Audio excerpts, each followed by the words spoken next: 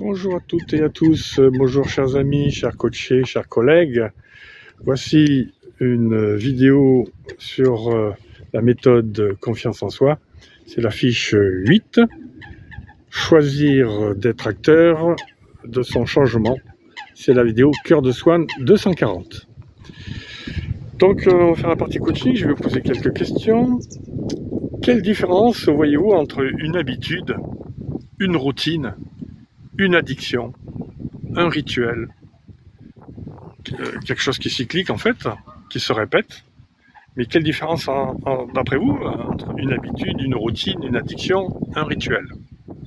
Voilà, c'est juste une entrée à la matière pour parler des changements.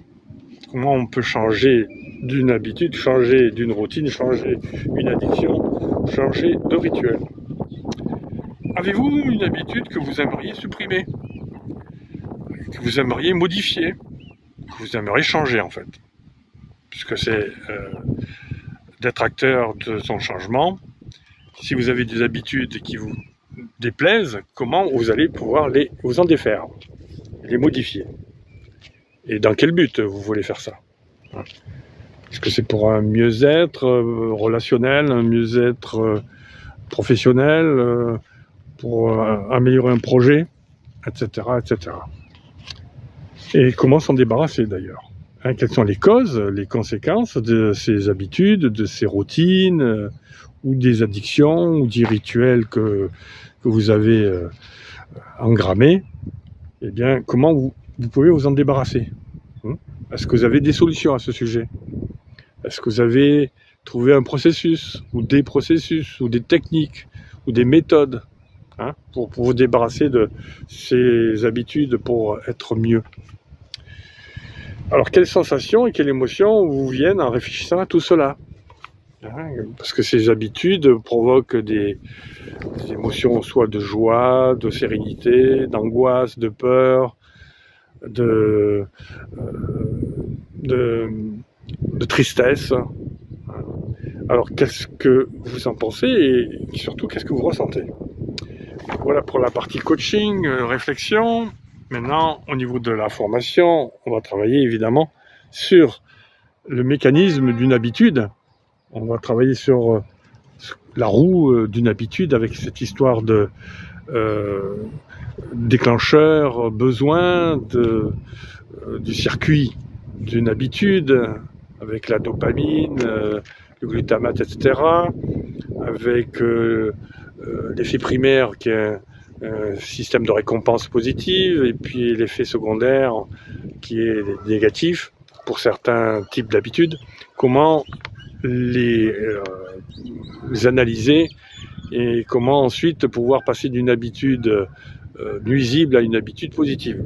Ça, c'est important lorsqu'on veut se faire confiance en soi.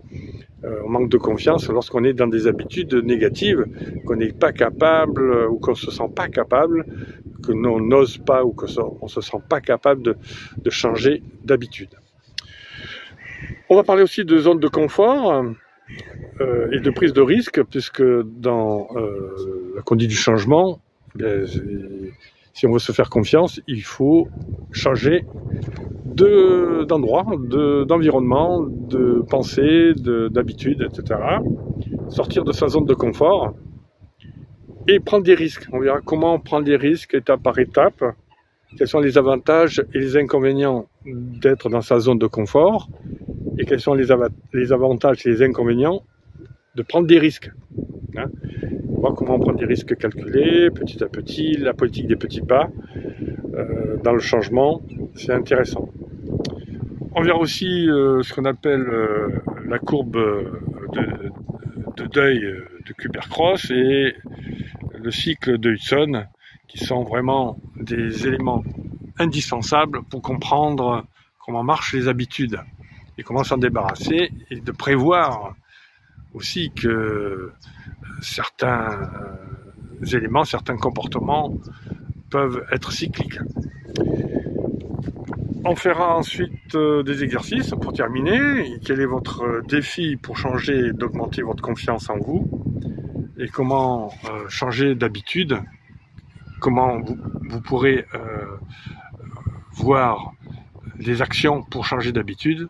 C'est un exercice qui sera intéressant à faire, soit pour vous ou soit de façon générale, voir comment on peut changer d'habitude, comment on peut augmenter sa confiance en soi en supprimant certaines habitudes et en augmentant ou en créant des nouvelles habitudes intéressantes. Voilà, cette vidéo est terminée sur la notion d'habitude. En attendant la prochaine vidéo, je vous souhaite une bonne matinée si c'est le matin pour vous, une bonne après-midi si c'est l'après-midi pour vous, et une bonne soirée si c'est le soir pour vous. C'était Soigné.